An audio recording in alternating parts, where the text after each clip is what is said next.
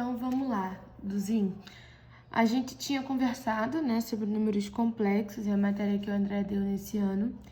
É uma matéria muito grande, então eu vou dividir em duas aulas. Essa e a parte final na outra aula só com exercícios. Vou te mandar uma lista para hoje também. Quando a gente fala de número imaginário, né, a gente tem os números naturais, os números reais, os números inteiros, a gente tem lá o conjunto dos números imaginários.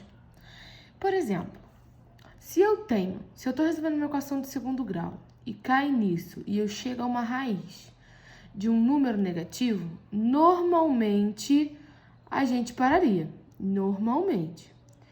Porém, os números imaginários, como o próprio nome já diz, eles dão asa a gente resolver isso de outra forma. Por quê?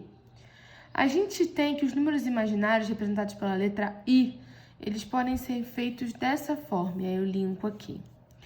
Todo número elevado a zero é 1, então o número imaginário elevado a zero é o próprio 1.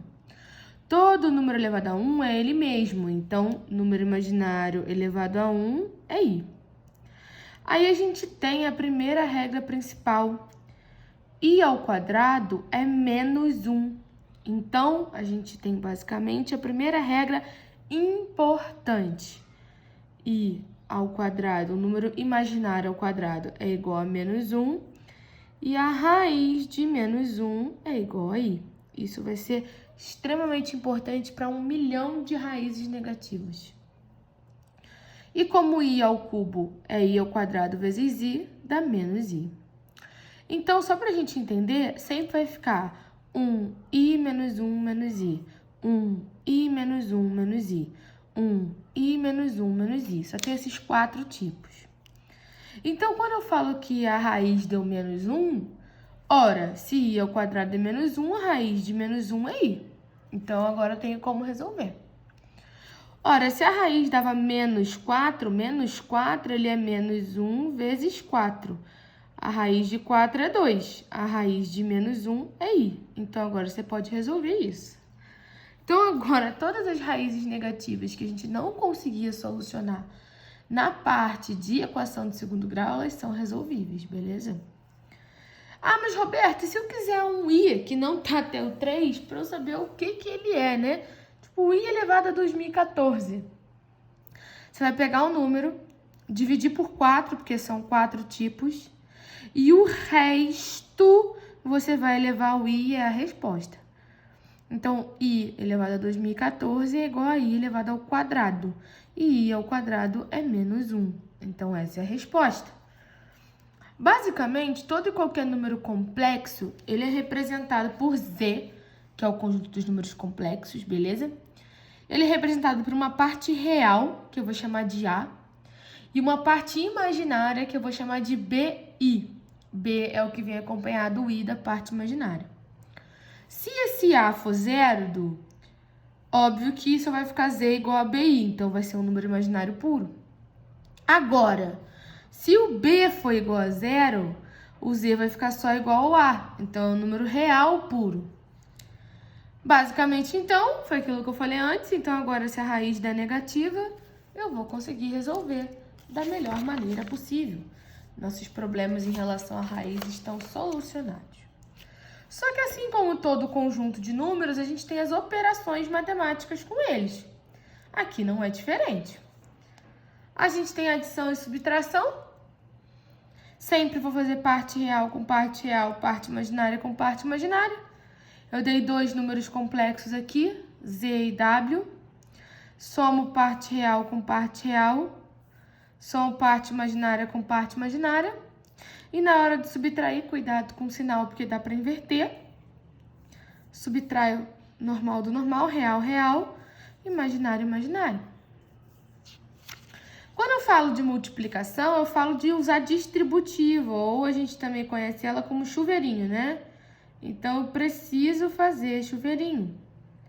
Se eu tenho um vezes o outro, ainda usando os de cima, é esse vezes esse vezes esse, então 14, menos 35i, mais 16i, menos 40i ao quadrado.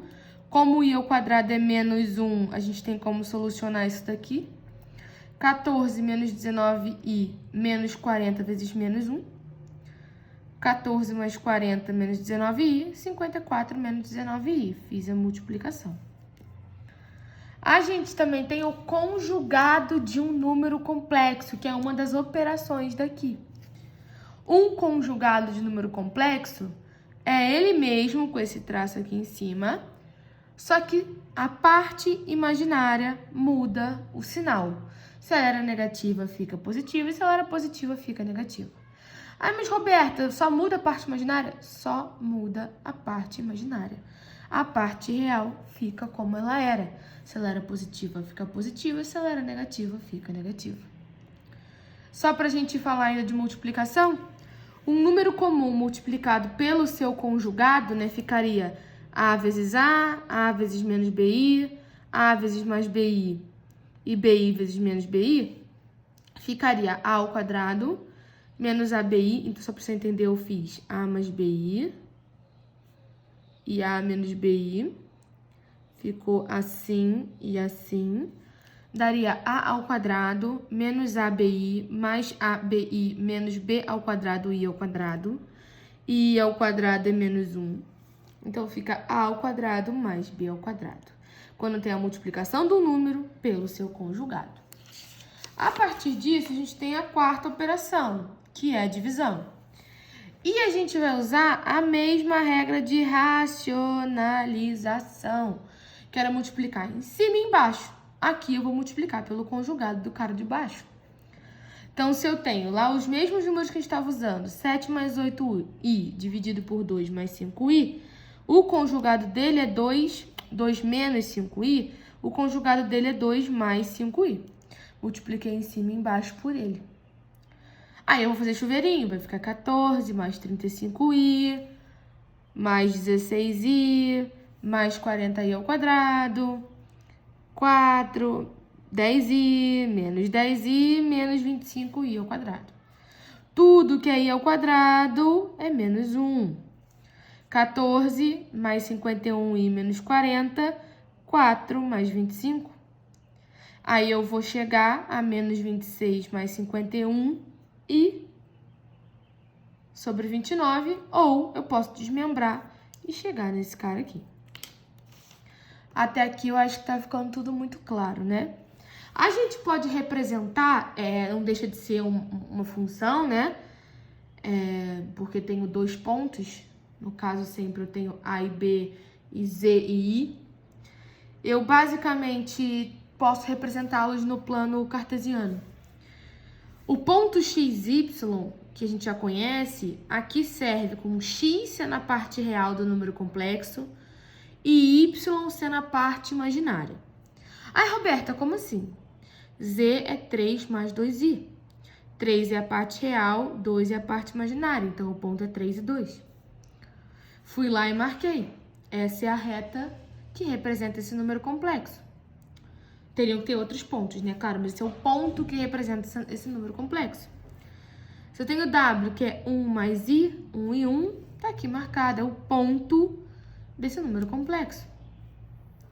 Basicamente, quando eu quero saber o módulo de um número complexo, o módulo, eu tenho A aqui e tenho B aqui, sendo ZA mais B. Então, ZA mais B vão ter esse ponto aqui.